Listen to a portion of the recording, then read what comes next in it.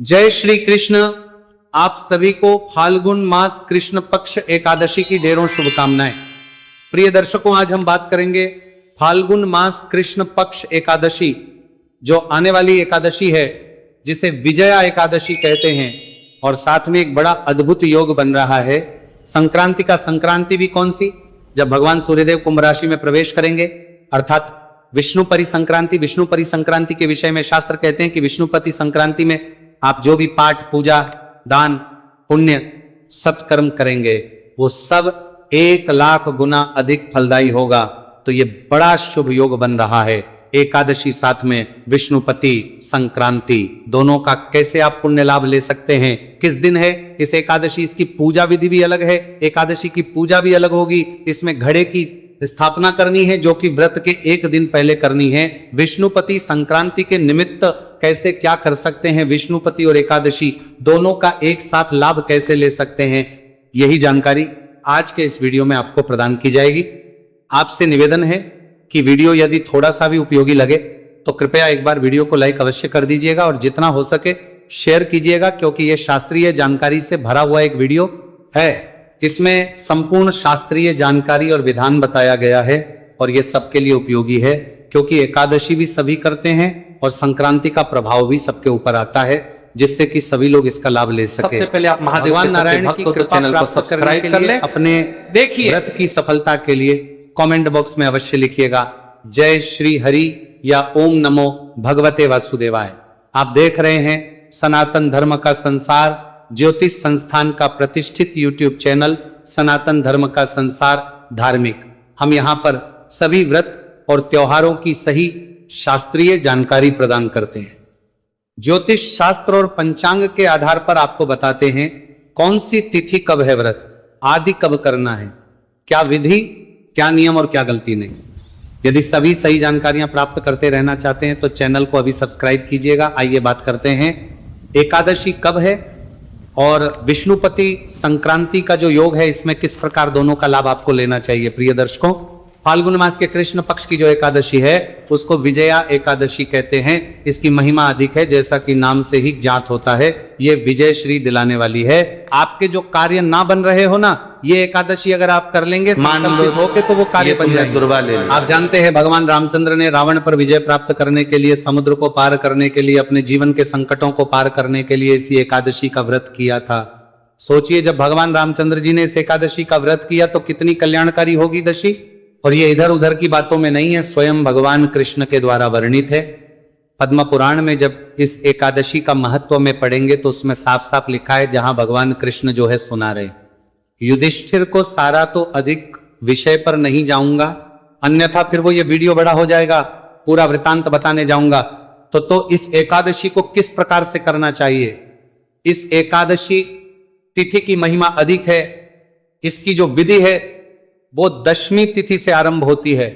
दशमी तिथि को इसमें एक घड़े की स्थापना आपने है। घड़े की स्थापना कैसे करनी है? दशमी तिथि को स्नान आदि से निवृत्त होकर स्वच्छ वस्त्र धारण करके, और उसके बाद आप ये घड़ा घट स्थापना करेंगे, कलश की स्थापना करेंगे। एक कलश लीजिए, धातु का ले सकते हैं या फिर मिट्टी का ले सकते हैं। स्टील का नहीं होना चाहिए, स्टील लोहे में आता है। स्टील का ना हो, तांबे का हो या फिर चांदी का हो, सोने का हो या मिट्टी का हो। कलश लीजिए, उसमें पंच पल्लव लगाइए, जल भरिएगा, पूर्ण उसके ऊपर रखिएगा और उस पूर्ण पात्र में सतनजा रखिएगा। प्रश्न उठता है, पंडित जी सतनजा क्या होता है? साता अनाजों को मिला के सतनजा बनता है। 7 अनाज कोई भी ले सकते हैं, जैसे ज्वार, बाजरा, गेहूं, जौ, चना, उड़द, मकई। इस प्रकार से कोई भी 7 अनाज आपने लेने हैं। 7 अनाज लेके और उसमें जो पूर्ण पात्र जो आप घड़े के ऊपर रखेंगे, ढक्कन जो होता है उसका, उसमें भर दीजिए। उसके ऊपर भगवान नारायण की स्थापना करनी है। भगवान की कोई भी प्रतिमा ले लीजिए, कोई बाल स्वरूप ले लीजिए, जो भी मूर्ति आपके पास है उनको स्थापित कीजिए। पिछले वीडियो पे एक कमेंट आया था, क्या लड्डू गोपाल को स्थापित कर सकते हैं? हाँ, लड्डू गोपाल भी यहाँ पे स्थापित कर सकते हैं जी। इसके अतिरिक्त भगवान विष्णु का कोई और प्रतिमा है वो रख दीजिए। जिनके पास प्रतिमा ना हो प्रयास कीजिए, प्रतिमा हो तो उत्तम है। अगर संभव नहीं है तो आप तस्वीर को रख दीजिए। प्रश्न उठता है, तो कलश रखना कहां पे है? जो भी आपका पूजा का स्थल है ना, जहां भी आप एकादशी की पूजा करते हैं, तो एक चौकी पर, यदि संभव है आपके पास है तो लाल या पीला वस्त्र बिछाइएगा, उसके ऊपर एक अनाज का ढेर बनाइएगा।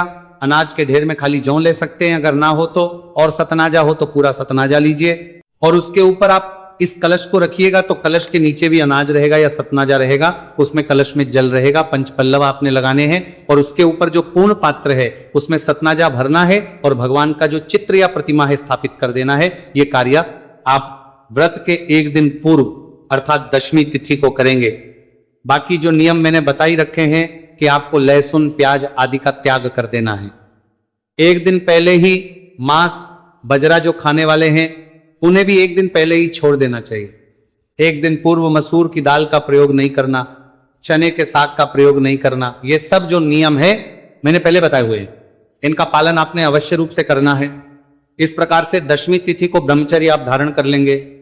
ध्यान दीजिएगा, बाल जो है वो एकादशी को नहीं धोया जाता है। जितनी भी हमारी माताएं बहनें सुन रही हैं, एकादशी और द्वादशी दोनों ही दिन शास्त्रों के अनुसार नियम है कि बाल नहीं धोने चाहिए, सर नहीं धोना चाहिए। तो आप सर भी अपना दशमी तिथि को ही धो लीजिएगा। कई बार कुछ ऐसी अवस्था आ जाती है कि मजबूरी में धोना पड़े, तो उस अवस्था में आप थोड़ा सा कच्चा दूध लीजिएगा, उसको पानी में डाल के फिर उससे बाल धो सकते हैं।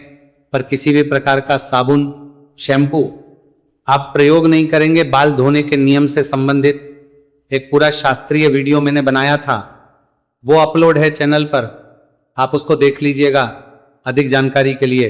तो इस प्रकार से नियमों का पालन करते हुए दशमी तिथि व्यतीत कीजिए और एकादशी के दिन सूर्योदय से पहले उठ जाइए। उठने के बाद स्नान आदि कीजिए। आज के दिन का स्नान बड़ा कल्याणकारी होगा। क्यों? क्योंकि विष्णुपरी संक्रांति का योग है। सूर्य कुंभ राशि में प्रवेश कर रहे हैं, कुंभ राशि में रात्रि को ही प्रवेश कर जाएंगे, और जब को प्रवेश करेंगे तो अगले दिन ही संक्रांति मनाई जाती है। यह नियम है, इसीलिए एकादशी के साथ ही संक्रांति का योग है। ध्यान दीजिए कितना उत्तम। पिछले बार भी जब शक्तिला एकादशी थी माघ मास की, और संक्रांति कौन सी थी? मकर संक्रांति, दोनों एक साथ आई थी।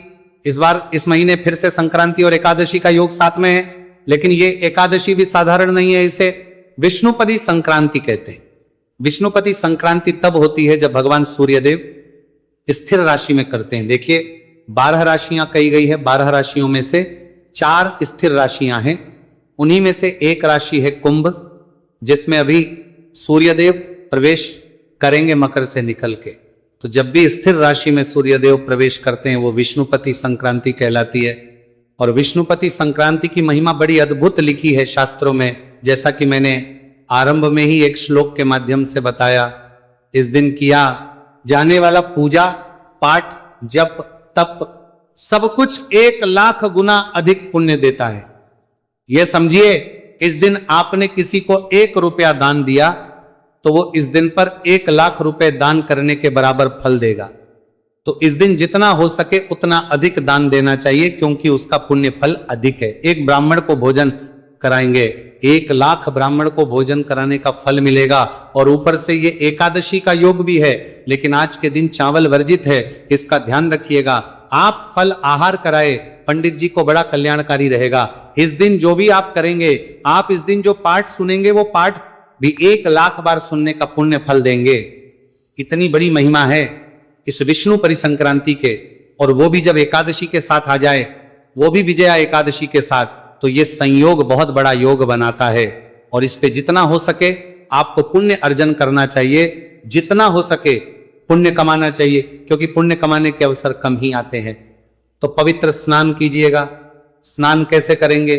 सुबह जो नहाएंगे ना, नहाने के पानी में पहले बर्तन है आपका जिसमें भी आप जल भरते हैं, नहाने के लिए बाल्टी है या टब है, उसमें पहले थोड़ा सा गंगा जल डालिए, फिर उसमें शुद्ध जल डालिए, और फिर उसे हर हर गंगे बोलते हुए स्नान कर लीजिए। और इस दिन अगर आप किसी नदी में स्नान करने जा सकते हैं तो बहुत उत्तम है। स्नान करने के बाद स्वच्छ वस्त्र धारण करके अब आप सूर्य देव को जल अवश्य दीजिएगा। सूर्य देव को जल दीजिएगा, माता तुलसी को जल दीजिएगा। तुलसी जल देके सूर्य देव को जल देने के बाद अब एकादशी का व्रत पूजन संकल्प आदि आप करेंगे। फिर मैं आपको विष्णुपति संक्रांति के लिए और क्या है वो बताता हूं। जो भी आपने कलश स्थापित किया है, पूजा स्थल है, वहीं पर आप बैठकर पूजन करेंगे। पूजा की सामग्री में कलश आपने स्थापित कर लिया है, भगवान की तस्वीर वहां पर रख दी है। इसके अतिरिक्त रोली, मौली, पान, सुपारी, लौंग, इलायची, धूप, दीप, पुष्प, इत्र, जनेऊ, ये संपूर्ण सामग्री है जो पूजा के लिए आवश्यक होगी। और एक लोटा लीजिएगा तांबे का, उसको अच्छे से मांझ लीजिए।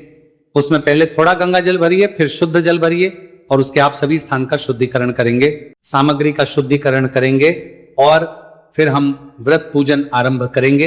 एक चीज का ध्यान दीजिएगा कि इस एकादशी पर अखंड ज्योत का भी प्रावधान है। यदि आप जला पाए तो बहुत उत्तम रहेगा। अखंड ज्योत घी की जलाएं और घी ना हो तो तिल के तेल की जला सकते हैं। तो बड़ा दीपक आपको इस दिन लगाना चाहिए। दीपक को ध्यान रखिए, कभी भी रखें तो उसके नीचे आसन दीजिए। अनाज रखिएगा, सतनाजा रख सकते हैं, जौ रख सकते हैं, गेहूं रख सकते हैं, उसके ऊपर आप दीपक को विराजमान कीजिएगा। तो ये सारी सामग्री एकत्र कीजिए। मैं संकल्प आदि कराता हूं, फिर मैं आगे बढ़ूंगा। आपने लोटे में जल भर लिया है, एक फूल लीजिए और फूल के माध्यम से सभी सामग्री पर और उस स्थान पर जहां पूजन कर रहे हैं हम मंत्र पढ़ते हैं। ओम अपवित्रः पवित्रो व सर्वावस्था गतोपि व यह स्मरेत पुंडरीकाक्षं सबाह्याभ्यंतरः शुचिः। जल के छींटे दीजिए, इससे वह स्थान शुद्ध होगा और वह सामग्री भी आपके भगवान के अर्पित करने के योग्य होगी, क्योंकि आप तक आने से पहले न जाने कितने हाथों से वो कैसी अवस्था में निकल के आई है। इस प्रकार से जल छींटे देके आपने स्थान को शुद्ध किया, सामग्री को शुद्ध किया है। भगवान की स्थापना और कलश की स्थापना हम कल कर ही चुके हैं। तो हमें पूजन आरंभ करना है। अपने सीधे हाथ पे जल लीजिएगा और हाथ धोइएगा। हाथ धोने के बाद एक एक मंत्र पर 2-2 बूंद जल आपने पीना है। 2-2 बूंद जल इसलिए क्योंकि 6 मासा जल जो है शास्त्रों में कहा गया है, जो लोग निर्जला व्रत करते हैं, क्योंकि बहुत से लोग एकादशी का निर्जला व्रत भी करते हैं, तो 6 मासा जल 2-2 बूंद जल 3 बार में आपने ग्रहण करनी है। एक एक मंत्र पर ओम माधवाय नमः जल लीजिए, पी जाइए। ओम केशवाय नमः जल लीजिए, पी जाइए। ओम नारायणाय नमः जल लीजिए, पी जाइए। ओम ऋषिकेशाय नमो नमः हाथ धो लीजिए। अपने आप को तिलक कीजिए, मौली बांधिए, सामने दीपक को रखिए।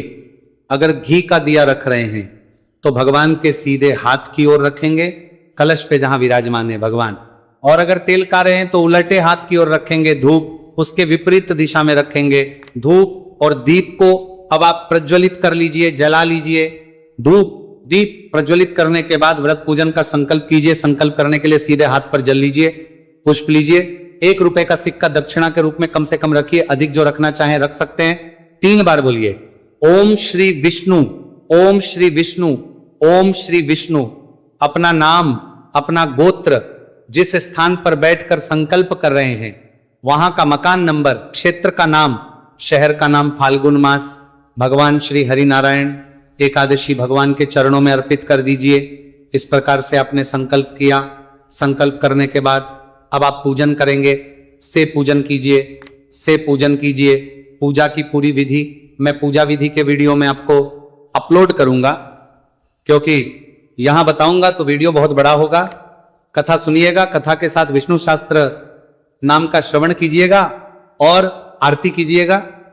ये तीनों ही चीजें मैं एक ही वीडियो में अपलोड करता हूं आपकी सुविधा के लिए, तो उसका लाभ लीजिएगा।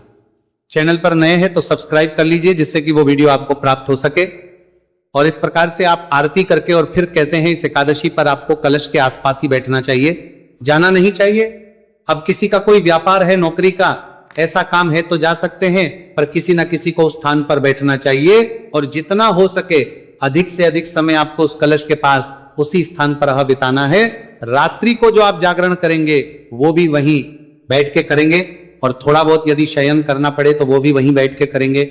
आहार की बात करते हैं तो फल आहार इसमें करना चाहिए। दूध अधिक से अधिक ले सकते हैं। इसके अलावा कुछ खाए तो सबसे उत्तम होता है।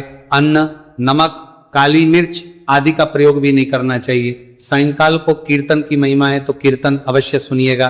कीर्तन अगर आसपास नहीं होता है तो हम आपके लिए एक वीडियो अपलोड करते हैं, उसमें वो सभी स्तोत्र और पाठ होते हैं जो आपको कीर्तन का फल प्राप्त करने में सहायक होते हैं, तो उस वीडियो का लाभ लीजिए। रात्रि जागरण में भी आप उन्हें स्तोत्र और पाठ का लाभ ले सकते हैं। वीडियो में आपको सदा अपलोड करता हूं, वो आप सुन लीजिएगा, देख लीजिएगा, उससे कीर्तन का फल मिलेगा, रात्रि जागरण का फल मिलेगा कम 2 बजे तक। तो आप जागरण कीजिएगा ही और फिर अगले दिन आप पारण के लिए सूर्योदय से पहले उठ जाइएगा। फिर आप व्रत पारण आदि करेंगे, उसकी जानकारी पारण के वीडियो में अवश्य आपको मिल जाएगी।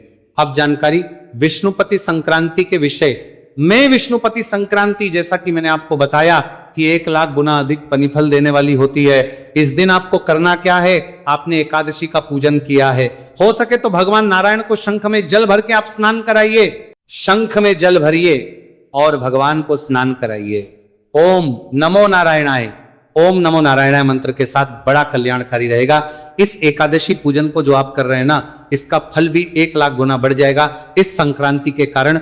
इस दिन एकादशी का पूजन करने के बाद पितरों के लिए तर्पण अवश्य करना। तर्पण कैसे करना है, वही जो मैंने पहले विधि बताई है, हर बार बताता हूं। गीता के 7वें अध्याय को सुनिएगा, लौटा लीजिएगा, उसमें जल भरिएगा, गंगा जल मिला हुआ जल होना चाहिए, थोड़े से काले तिल उसमें डालिए, तुलसी का पत्ता आसन लगाइए, दक्षिण दिशा की ओर मुख करके बैठ जाइए, लोटे को सामने रखिए और गीता के 7वें अध्याय को सुनिए।